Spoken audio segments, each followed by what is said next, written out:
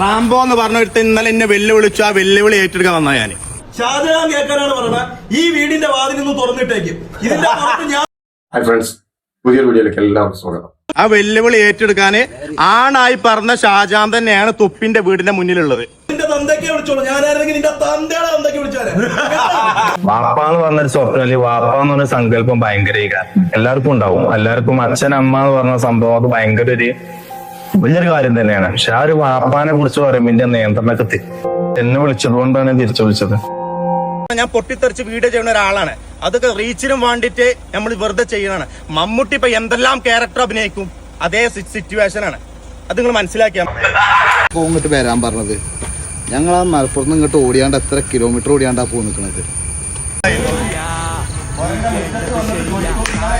Rambo എന്ന് പറഞ്ഞിട്ട് ഇന്നലെ എന്നെ വെല്ലുവിളിച്ചു. ആ വെല്ലുവിളി ഏറ്റെടുക്കാൻ വന്നത്. ആ വെല്ലുവിളി ഏറ്റെടുക്കാന് ആണായി പറഞ്ഞ ഷാജഹാൻ തന്നെയാണ് തൊപ്പിന്റെ വീടിന്റെ മുന്നിലുള്ളത്.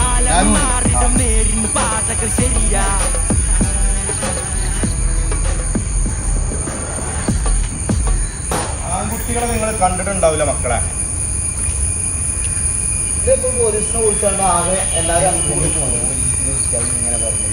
ഇപ്പൊ ഇവിടെ അല്ല, പക്ഷെ നമ്മൾ കച്ചറ ഉണ്ടാക്കാന്നില്ല കേട്ടോ. ഞങ്ങളോട് പിന്നെ വരാൻ പറഞ്ഞോണ്ട് വന്നാണ്.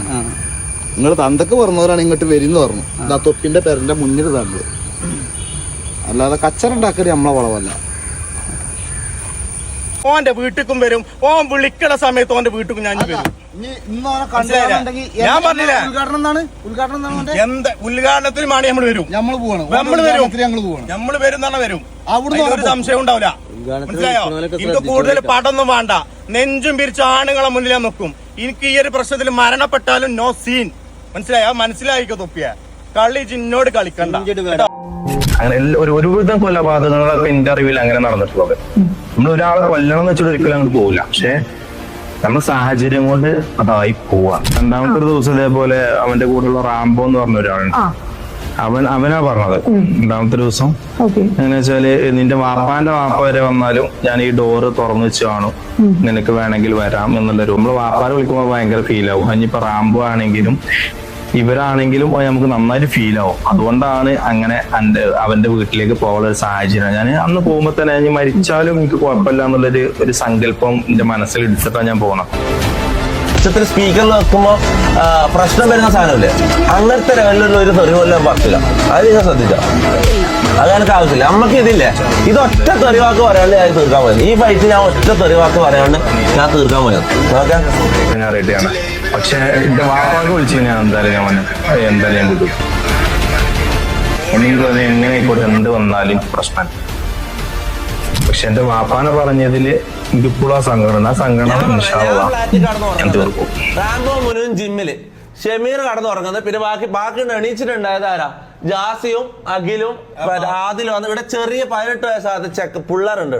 ഇവിടെ വന്നിട്ട് ഓൻ വീഡിയോ എടുത്തിട്ട് പോയിന്. ആളില്ലാത്ത നേരത്ത്, നമ്മള് ഇവിടെ ഉടമസ്ഥന്മാരില്ലാത്ത നേരത്ത് ഇവിടെ മറ്റേ ഉണ്ടാക്കാൻ വന്നിട്ട്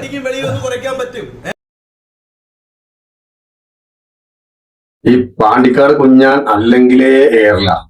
അദ്ദേഹത്തിന് നേരെ ആ ഒരു ലോട്ടറിയുടെ വിഷയവുമായി ബന്ധപ്പെട്ടിട്ട് ആളുകളൊക്കെ കൂടെ എടുത്ത് എയറിലേക്ക് വിട്ടതാ. അദ്ദേഹം ബഹിരാകാശത്തെത്തി. അവിടെയും കുറെ വീഡിയോ ചെയ്തു, കണ്ടന്റ് ചെയ്ത്. അത് കഴിഞ്ഞ് അവിടെ ആരും കാണാനില്ല എന്ന് മനസ്സിലാക്കും. വീണ്ടും താഴ്ത്തിറങ്ങി വന്നതാണ്. അദ്ദേഹം വീണ്ടും പോകുന്നു അടുത്ത എയറിലേക്ക്. ഉളുപ്പും അവസാനം ചെങ്കായി എന്ന് വേണമെങ്കിൽ നീ ചോദിക്കുന്നത് പോലെ തിരിച്ചങ്ങോട്ട് ചോദിക്കാം. ഞാനായിട്ടത് ചോദിക്കുന്നില്ല. അതുണ്ടോ എന്ന് മാത്രം ചോദിച്ചിട്ട് നിർത്തുന്നു. ഓക്കെ, അപ്പോൾ വീഡിയോ കണ്ട് ഇഷ്ടമായിട്ടുണ്ടെന്നുണ്ടെങ്കിൽ ലൈക്ക് ചെയ്യുക, കമന്റ് ചെയ്യുക, ഷെയർ ചെയ്യുക. കൂടാതെ ആദ്യമായിട്ടാണ് എന്റെ ചാനൽ കാണുന്നത് എന്നുള്ളവരുണ്ടെന്നുണ്ടെങ്കിൽ ഒന്ന് മറക്കാതെ സബ്സ്ക്രൈബ് ചെയ്യുക. ഓക്കെ.